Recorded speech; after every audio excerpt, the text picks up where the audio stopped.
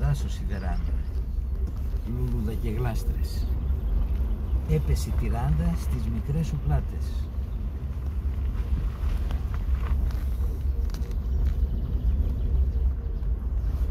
Είμαστε στο Κουλούρι. Κουλούρι. Ή αλλιώς Κλουρ. Κλουρ, ναι, σωστά.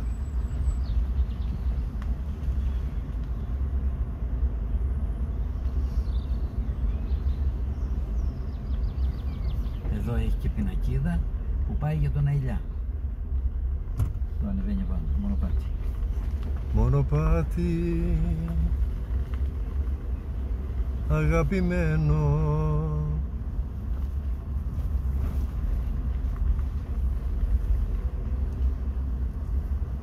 Εδώ από κάτω είναι τα κοντογεωργιαίκα.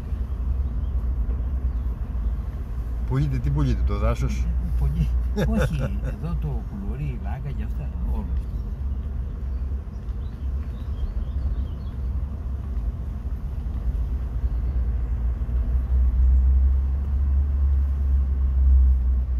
Άρχισε η παρτίδα, με τα ναι και όχι.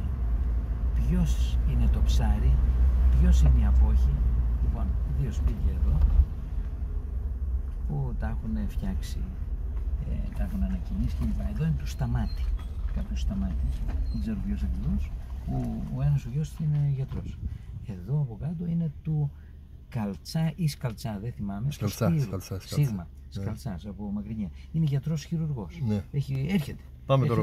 Έρχεται και το χειμώνα και το καλοκαίρι. Η οικογένειά του. Μεγάλος, έχει πάρει συνέντευξη. Αλλά κρατιέται καλά. Και έτσι αγαπητός άνθρωπος. Μιλάει.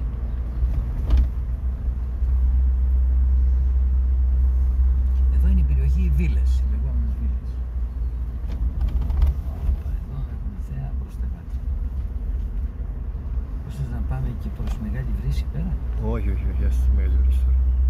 Θες, σε πάω στη Μεγάλη Βρύση.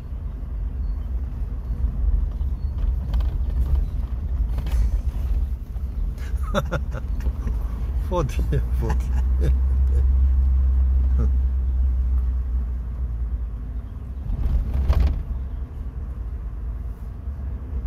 Από εδώ η δρομάκι που πηγαίνει στον Αϊδμήτρη και στη Μεγάλη Βρύση. Οπ, και λίμνη πέρα.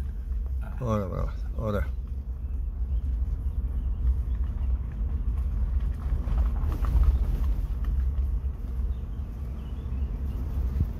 Τέλος του εμπορικού.